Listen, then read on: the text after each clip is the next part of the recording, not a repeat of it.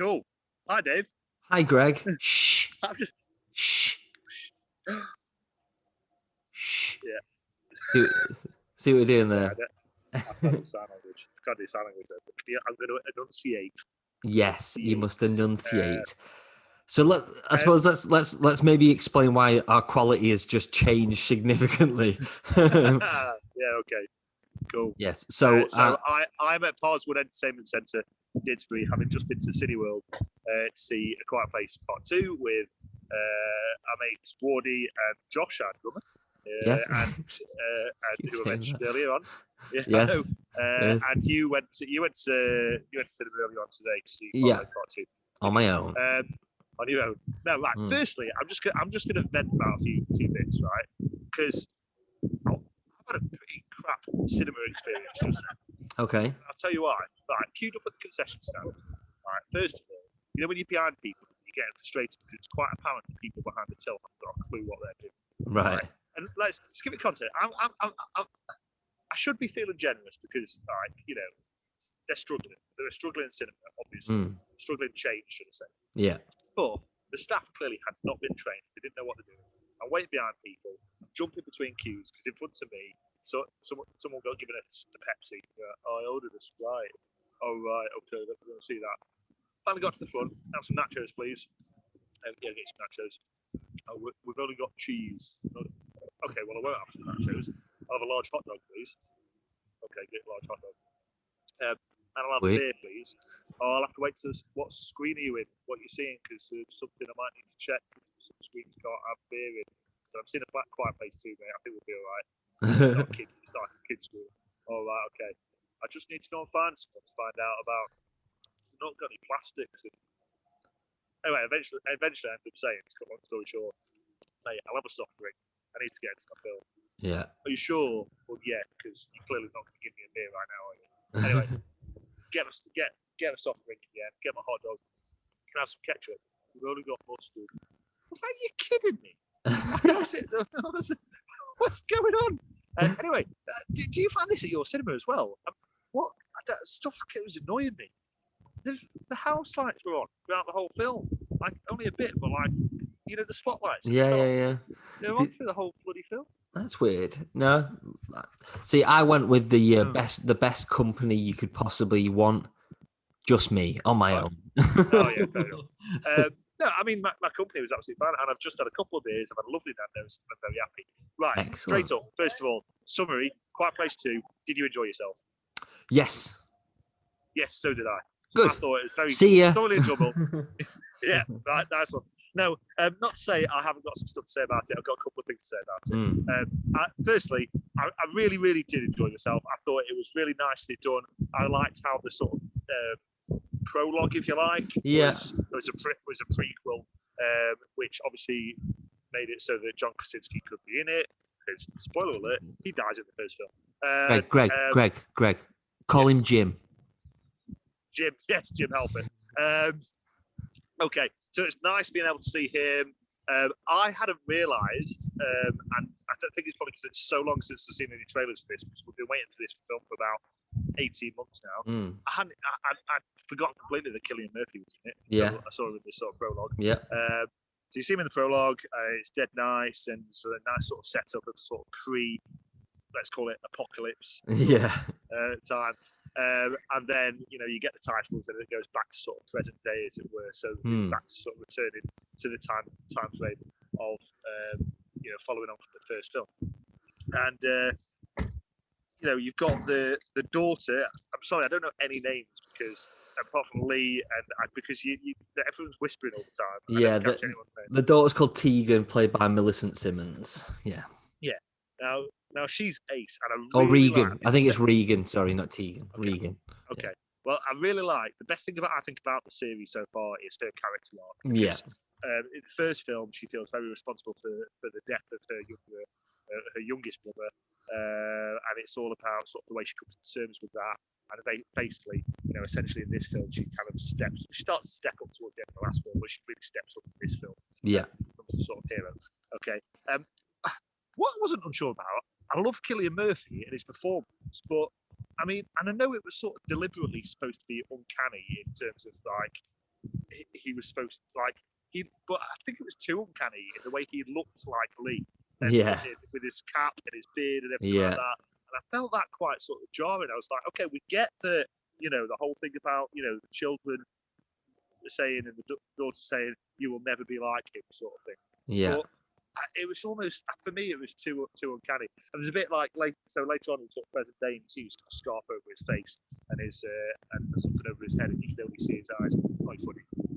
Cillian Murphy's eyes, you will never mistake.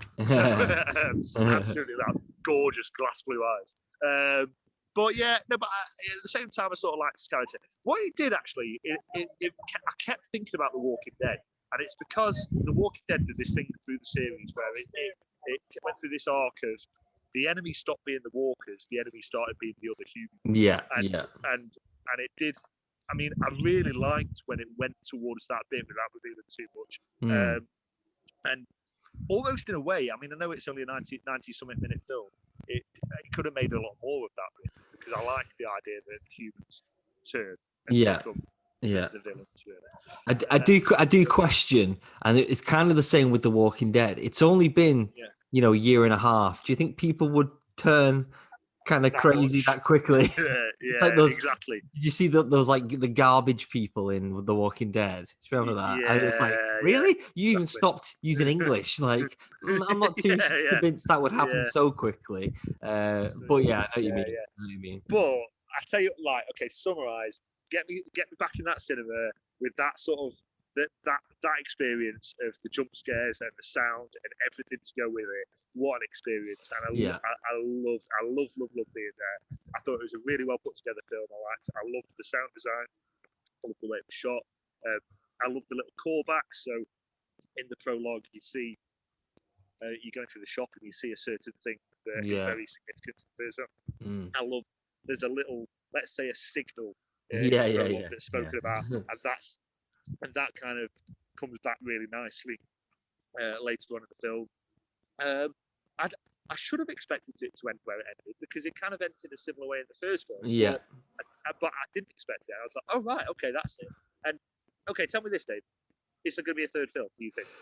I think there will be, because I think it's setting up Regan's character to be the leader, essentially. So I wouldn't be surprised, and I suppose this isn't really a spoiler.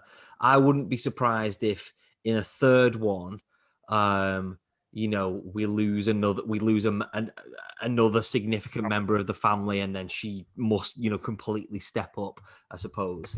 Or maybe the third one would be the boy stepping up and him getting a bit more of a redemption, because he's a little bit, he gets a bit of that, but he's a little bit of a, he's a bit of a wet lettuce, isn't he? So absolutely. Right. So I've spoken a lot. Go on, give me your notes. What did you make? Okay, so I really, really enjoyed it, and I think it's quite good to note that John Krasinski wasn't going to come back and direct this film, but when he when the process started moving on, he said, you know what, how can I not come back and write and direct the film? So it was quite nice, especially at the end, to see written and directed by John Krasinski. That was really nice. Or Jim, sorry.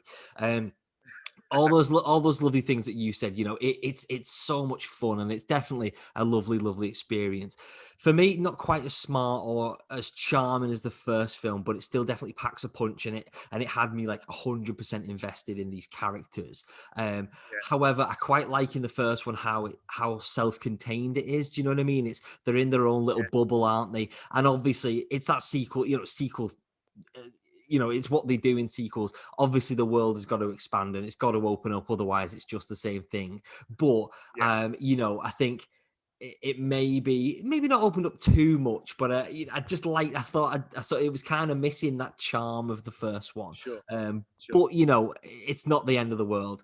That opening sequence was absolutely brilliant. In the first film, though, the beauty of it was you didn't see anything. You didn't see you didn't see this outbreak. You didn't really see the monsters that much. But so you could argue that actually it wasn't needed that you saw that beginning section. But actually for me, it was lovely. It was great. It wasn't lovely, but it was thrilling. It was exciting, and it just added more to that sort of family dynamic. And again, we got to see Jim, which is always great. He had to think of a way to come back, and it's a lovely sort of way to do it. And obviously, it shoehorned particular things, as you mentioned. It was nice to see Cillian Murphy doing something a little bit different. He's for me, he's kind of been on autopilot a little bit recently in some of the films he's been in. I mentioned, actually, I'll mention later on a film that I've seen recently that he was in, and he was very good. But you don't see him in tons of films these days because of Peaky Blinders is taking up quite a lot of his time. And for me, I'm well over that. It's so stale. Yeah. So it was lovely seeing him doing something and taking not necessarily the center stage, but actually having a bit of action and actually getting stuck in. So that was really, really nice.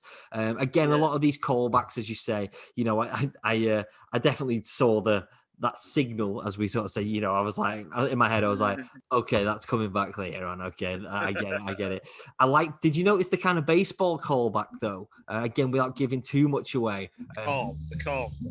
Well, so there's that, but then, so that, but also whilst that was happening, and actually there was quite a lot of this in the film, simultaneous scenes going on and interweaving between them. Do you know what I mean? And like somebody would open a door and another character will walk out in another location. That's clever. But at the end, definitely. And at the end, and again, without giving away too much, there's a scene that's going on where you've got that calm, that's mentioned at the very beginning. But also, there's whilst that scene is going on, it's Regan's character. There's another sort of baseball callback, which I thought was really, really nice. So, basically, without, she put something down in a particular manner at the end. You know what I mean? But it was very nice, and it reminded me of. I don't think you've seen it, but it reminded me of Joaquin Phoenix in Signs. That's very cool. Similar sort of thing, which I thought was nice, and nice little connection between her and her brother, which was cool. One thing that really frustrated me, that's the most well-behaved baby in the world. All the way through it, I was just like, oh man, that's just so unrealistic. This ain't